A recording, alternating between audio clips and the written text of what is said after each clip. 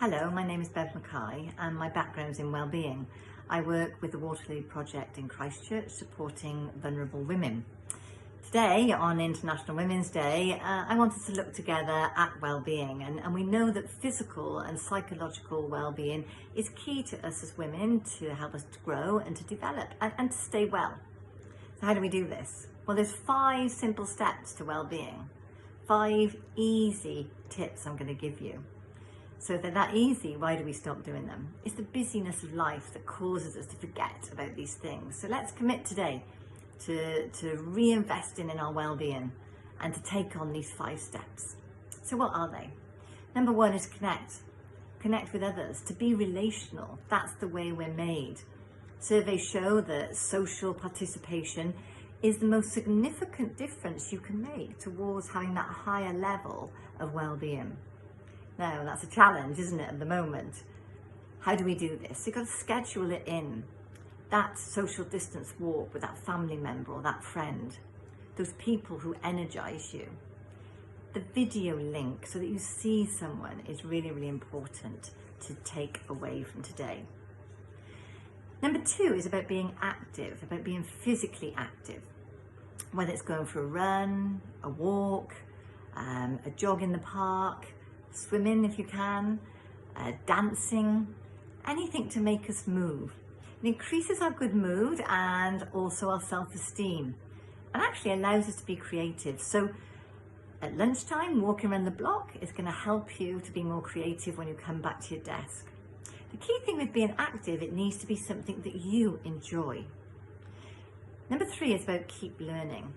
It shows us that it's important at all ages to keep our brain learning, to keep it active.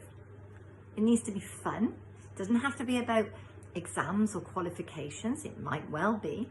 But what we know is it builds our confidence and our self-esteem. So perhaps start a new hobby. Maybe join a book club. It could be cooking a different dish. Anything to make you do something where you learn. Number 4 is about being aware of your thoughts and feelings. We know that this increases your ability to stay calm. It reduces stress and helps you think more clearly. It means that you can cope better when you're in difficult situations. So how do you do this? How do I become more aware of my thoughts and feelings? Well, take time to appreciate something good around you that's already present. It's what we call practicing gratitude. We produce a chemical called dopamine when we're grateful. And that chemical is known as a happy chemical. And actually it makes us feel good. So it does what it says. And you know what? If it makes us feel good, we tend to do that thing again. It actually also helps us to sleep.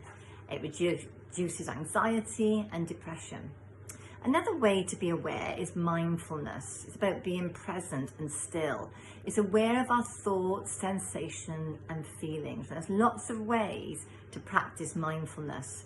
And there's many, many apps out there that you can look at that will benefit you. I think mindfulness is good because you can actually fit it into everyday activities.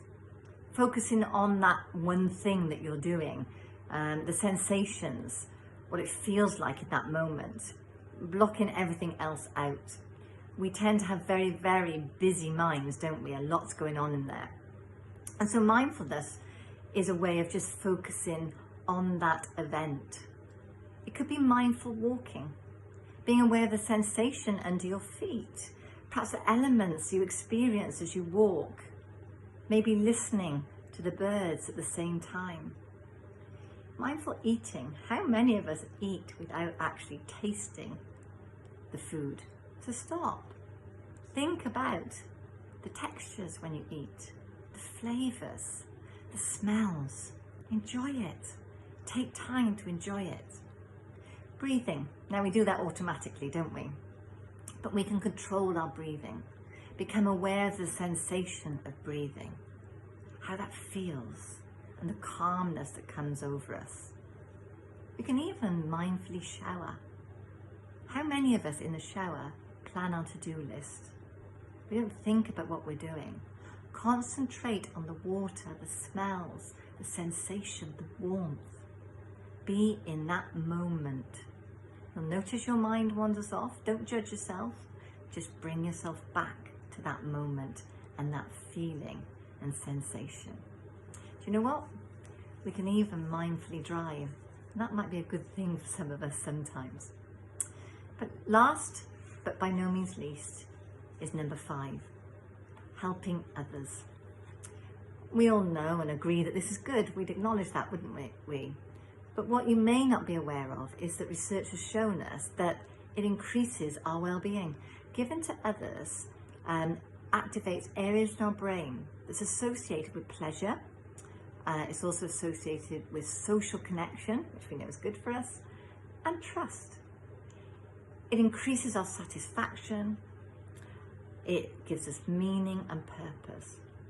So today, on this very important day, let's try and implement these 5 steps of well-being.